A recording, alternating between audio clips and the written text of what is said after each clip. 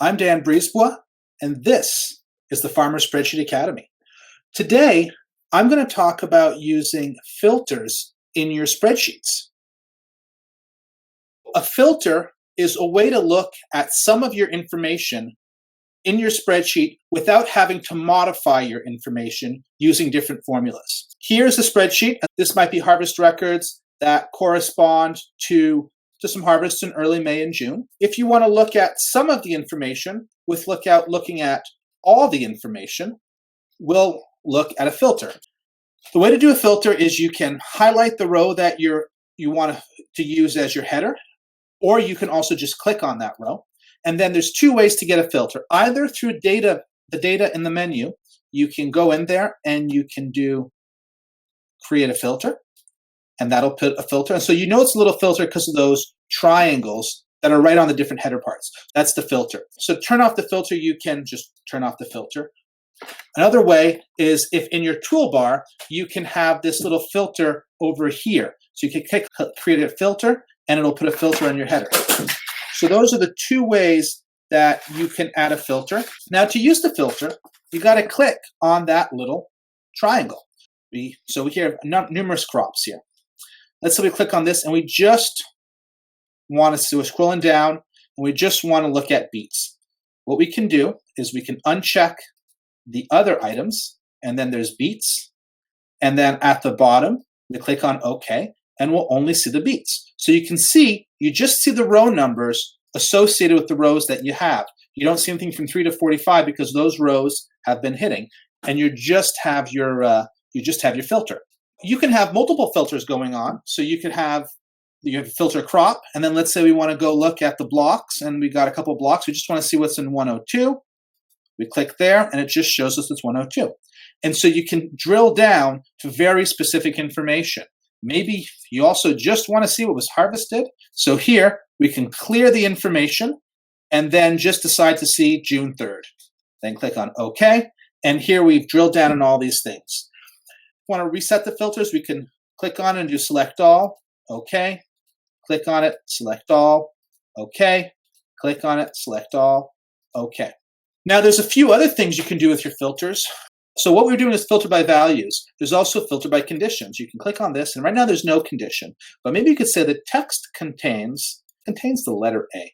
Let's see what happens. So we click there. Arugula, mustard have the letter A. The things that are between 31 and 60 don't have the letter A in there. So to get rid of that, you go back and you do none. Filter by condition, we want to look at beds that are greater than or equal to 3. So everything that's greater than or equal to 3, so in this case 3, 4, 5, 6, and so forth, will show up. We could also do less than or equal to 3. So here we see 1, 2, 3, 1, 2, 3, and so forth. So using filters lets you look at your information in a much more restrained manner very easily. Sometimes you might find that your filters can cause problems. One of the common problems, so I'm just going to go back here and show a problem that can happen. So we'll start off by turn off the filter.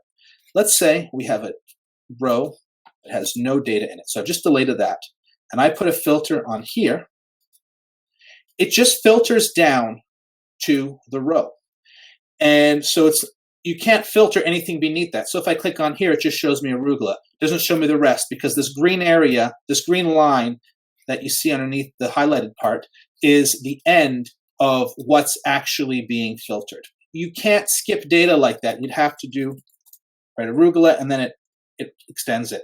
Now, the whole thing hasn't been added to the filter. So in this case, you could turn off the filter and then reset the filter, and it'll include everything right down to the bottom here. So that's one of the challenges that sometimes show up with filters. Another challenge is that sometimes you show up, see that the information is incomplete. And this might be confusing for a moment, and then you remember, oh yeah, filters. So you can look to see, oh yeah, there's a green filter here. That means this has been filtered, and you can undo it. Now, one way to work on your spreadsheet in a way that won't irritate your collaborators is in data, you can do a filter view. So here we'll create a new filter view. And here we'll give it a name, and we'll say this is Dan's filter. Everything that I filter here will only be visible to people using Dan's filter. People looking at this spreadsheet without Dan's filter will see all the information. And in fact, you could have a few other people who have different filters looking at the information from different ways. Under Data, in Filter Views, Dan is there. You'll also create a new filter, and let's say this is Dan2 for whatever reason. You can see that here, there's 2 filters there. So if for Dan1, I decide to filter only beats, then I see my information. And then if I go to Dan2, it's not filtered by beats. That was using filters for Spreadsheet.